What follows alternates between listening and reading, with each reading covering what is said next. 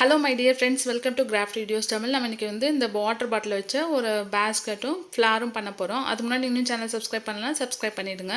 இப்போ பார்த்தீங்கன்னா நம்ம வந்து இந்த பாட்டிலில் வந்து இதே மாதிரி லைனாக கொஞ்சம் கேப் டு கேப்ஸ்ட்டு ஃபுல்லாக கட் பண்ணிடணும்.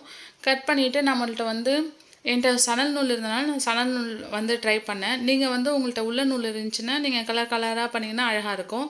இப்போ இதில் பார்த்தீங்கன்னா நான் சணலில் வந்து பண்ணியிருக்கேன். ஃபஸ்ட்டு நாட் போட்டுட்டு ஒன்று முன்னையும் ஒன்று பின்னையுமா வச்சு இதே மாதிரி வந்து நம்ம கட் பண்ணி வச்சுருக்கோம் இல்லைங்களா பாட்டில், அது கொஞ்சம் மட்டும் ஹைட்டு விட்டுட்டு மற்றது எல்லாமே ஃபுல்லாக இது வந்து லைன் கொண்டு வந்துடணும். இப்போ இது கிராஃப்ட் பண்ணுறது ரொம்ப ஈஸி, ஆனால் பார்க்கறதுக்கு ரொம்ப அழகாக இருக்கும். இதை வந்து நம்ம வந்து ஃப்ளார்ஸ்லாம் வச்சு சென்டர் டேபிளில் வைக்கலாம், அல்லது டெக்கரேஷன் செல்ஃப்லாம் வைக்கலாம், அழகாக இருக்கும்.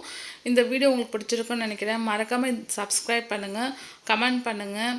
இப்போ வந்து பார்த்திங்கன்னா இது ஃபுல்லாக கம்ப்ளீட் பண்ணதும் நம்ம வந்து பேப்பர் ஃப்ளார் சிம்பிளாக ஈஸியாக எப்படி பண்ணுறது, டிஷ்யூ பேப்பர் வச்சுன்றதை பார்க்கலாம்.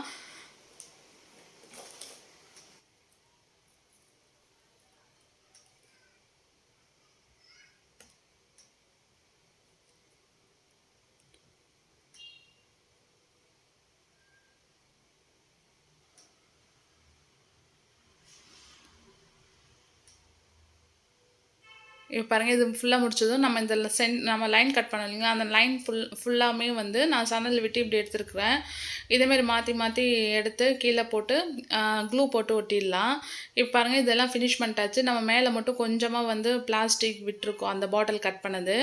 இதே மாதிரி வாட்டர் பாட்டில் இன்னொரு பீஸ் ரவுண்டை கட் பண்ணிவிட்டு அந்த கூடை ஹேங் பண்ணுவோம் இல்லைங்களா, அதுக்காக நம்ம அது சென்டரில் கட் பண்ணிட்டு அதுலேயும் சணல் ஃபுல்லாக சுற்றிட்டு கொஞ்சம் பிளாஸ்டிக் விட்டு ஸ்டாபிள் போட்டு ஒட்டிடலாம்.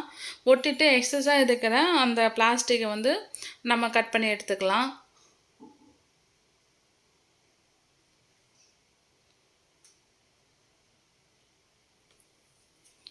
ஓகே, இது பார்த்தீங்கன்னா ரொம்ப க்யூட்டாக இருக்கும். வீடியோவில் ஒன்றும் சரியாக தெரில, ஆனால் இந்த பேஸ்கட் சூப்பராக இருக்கும். இப்போ வந்து நம்ம பேப்பர் எல்லோ கலர் பேப்பர் எடுத்து சின்னதாக கட் பண்ணிவிட்டு இதே மாதிரி ஸ்டிக்கில் வந்து குச்சி நான் யூஸ் பண்ணியிருக்கேன்.